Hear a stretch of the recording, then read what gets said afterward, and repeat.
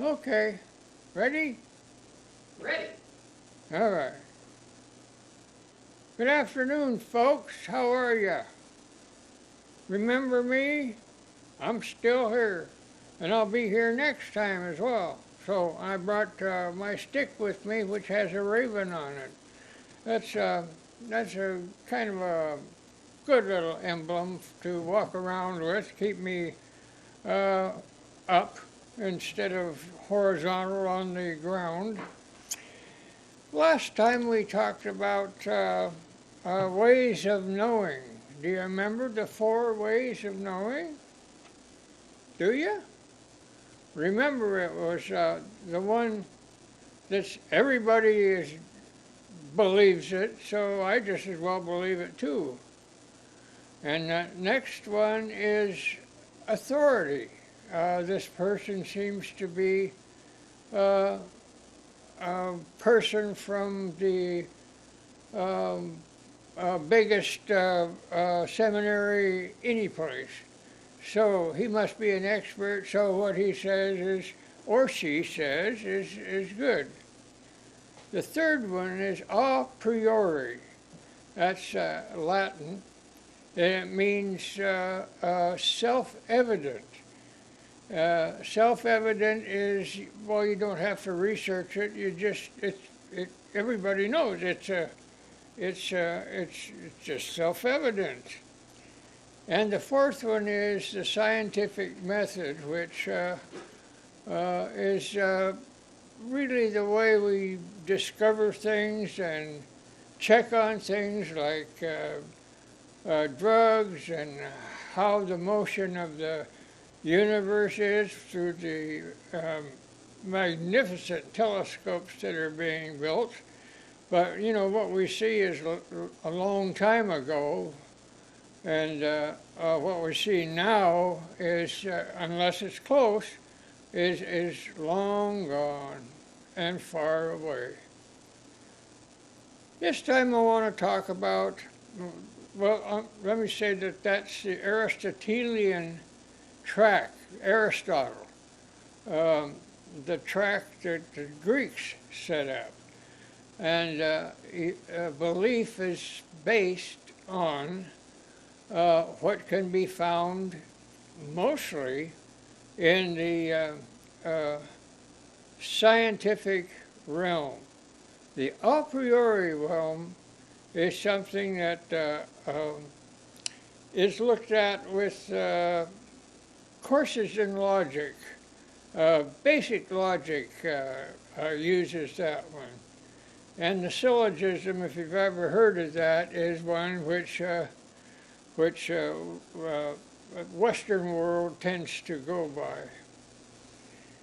Let's talk about another way of knowing. And the Western world would say this is not really a way of knowing. But there are millions and millions of people who find these ways of validating how they believe and who they believe in, and that's the occult. Now, occult is often a word that is used for very strange stuff, but it's not strange. Occult simply means information gained by secret methods or by it coming down to them like in a dream, like it coming down to them just to as they meditate. For instance, there are several people who it is claimed that much of what they shared with us, the rest of the people, is came that direction. But it would be called the occult. Now, occult can mean a kind of a weird ooga-booga sort of thing, or you can say, well, it just belongs into the realm of knowing about religion, about avatars, and about people who say they get information uh, in this way, by a secret means, or by it just coming to them, and then they write it down and share it with us. That's the occult. So let's talk about some of the stuff that, for instance, we talked about the book of Enoch. And we asked the question of whether or not Enoch belongs in the Bible. And of course, we're not church fathers. They're long gone, or are they? Maybe they're not. Anyway, it was said that, 2,000 years ago almost, the Council of Nicaea, those church fathers under Constantine decided what should be in this book and what should not. Remember that the Bible was not put together until very late. Prior to Jesus' time, it was a lot of individual books that people would read and consider to be expert. Enoch was one of them. His message to people was considered to be very important, but it was not included in the Bible. Now remember that the church fathers would have said, was this received in the occult way? Now, they wouldn't call it occult, would they?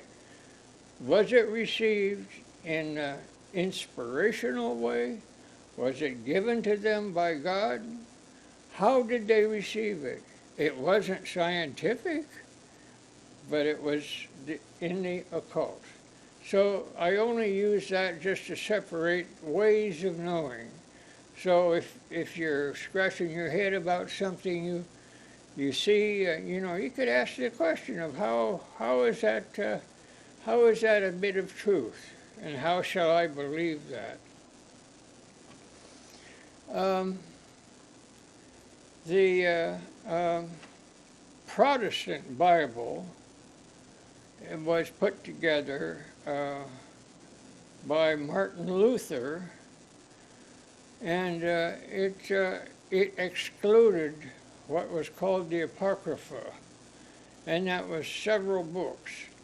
The Protestant Bible has 66 books, the Catholic Bible has 73, and the difference there is the Apocrypha. Now, there's another Bible, it's the Ethiopian Bible, and that has 88 books. I want to show you what that many books looks like. This is it, right here. This is the number of books that are not included in the Protestant Bible. So there you see, there's a lot left out. Enoch is one of them, and there's several others that are in there. And what I want to say is that as they find more things, more clay jars, like the jars at Qumran, those that they can translate, because some of them only have a little bit of the book that it represents. For instance, the book of Mary Magdalene is something that's really created some controversy in these days. And who was she? And what was the relationship with Jesus? Well, they try to find that out, and there's several people who have written about that. Let's look at the occult visions temporarily of Enoch. His visions, the message is that there's 7 heavens. Now, other folks have said, I think, have gone clear up to 100 of them, but there's 7 heavens. The first one is kind of has control of the solar system and the movable things in our universe. The second one is a bunch of angels, 200 of them, that were sent to the earth to help mankind. Now, in order to put credibility around that, you have to remember that you got to make a difference between what was created by God and what was not. If evolution, it wouldn't be there, unless you'd think that maybe evolution would come along and it would be at a point that it would be enlightened by God, and that then would be who we are, the Homo sapiens sapiens. But then, you shift back and forth between the science and the archaeologists and what the religion shows. The third heaven is split. One branch is hell. If you want to believe that, it's pretty rough. It's hell to be left in that particular situation, and those are for people who do not believe in God. Actually, the second one is also for those angels that do not believe. They're called apostates. That's the word that's used. They do not believe. And God said that they should believe, since He created them, has a system for them to follow to be good worshiping individuals. The second part of that is paradise. What he said was everybody was singing and having a good time. They were just worshiping, and the fragrances were there. Like, you walked into a place and it really smelled good. So these people, that's their reward, so to speak, that they have. And then you have the fourth, fifth, and sixth, until you get to the seventh heaven. The seventh heaven is when you are at the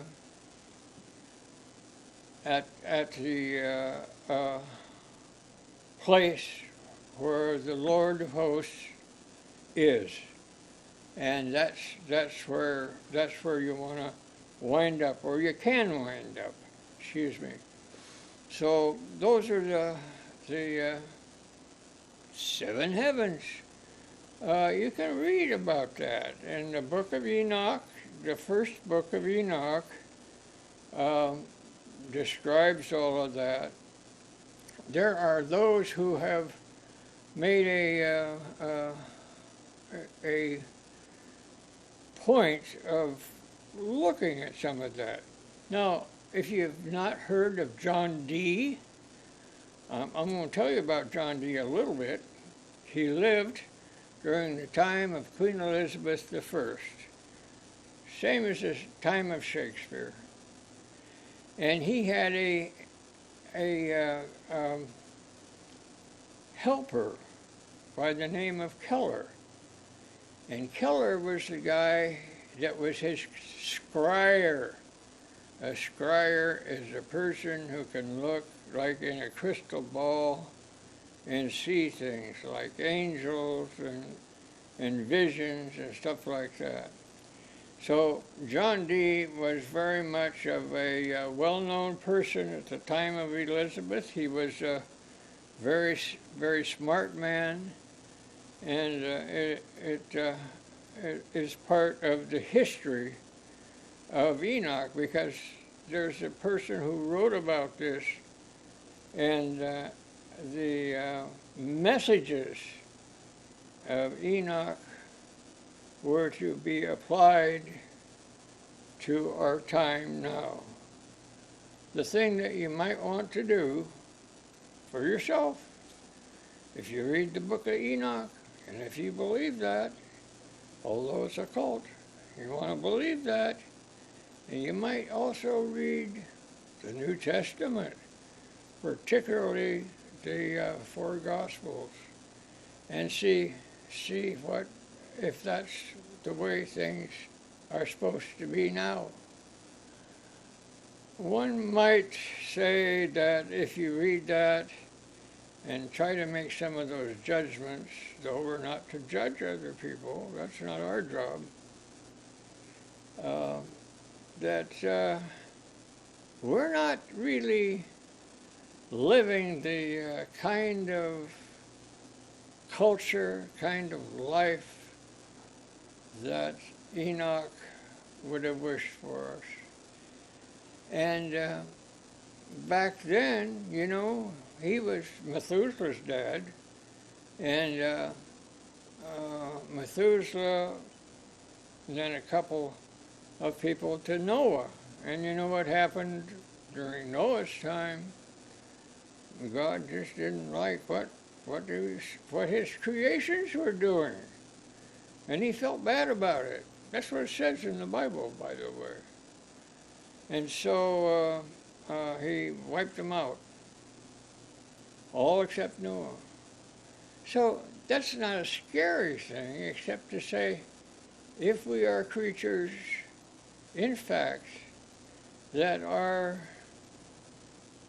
made by, or enlightened by, or if there was a spark of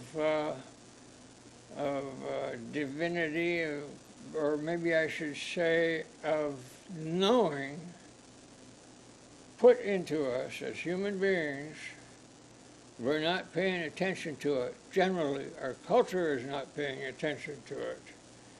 And so the usefulness of the book of Enoch and of the books of the Bible that are not there may be that it's information that we need to have and that we need to abide by, if you will. So that's all I'm going to talk about today, and I'll see you next week with some other story about human beings and how we think and how we believe. And you know, we're supposed to live 120 years, by the way. You can check that out. But and I'm hoping, but you know, I'm only 89, maybe 90 pretty soon. But we're supposed to live 120 years. That's if, I suppose, if we're behaving ourselves, doing the right thing. You've heard that expression a lot, doing the right thing. So perhaps there is some need to do that. So I'll see you next time. Good job, Dad.